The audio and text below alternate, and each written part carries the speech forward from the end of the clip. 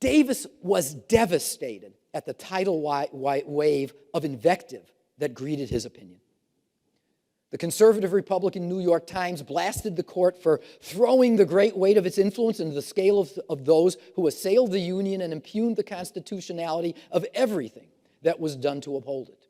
The editor of The Independent called it the most dangerous opinion ever produced by the Supreme Court, which says a lot after Dred Scott. Harper's Weekly called it the new Dred Scott. Not only they, but respected legal commentators criticized Davis and the majority for having gone beyond the facts of the case. They seemed eager, one of them admonished, to go beyond the record, to lay down principles on which they would decide other questions not now before them, involving the gravest, and highest powers of Congress.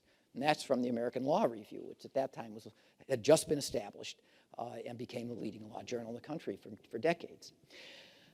Davis did not understand that in the time between the announcement of the decision of ex parte Milligan in the first days of April 1866 and the delivery of the opinion on December 17th, 1866, the context of the case had entirely changed.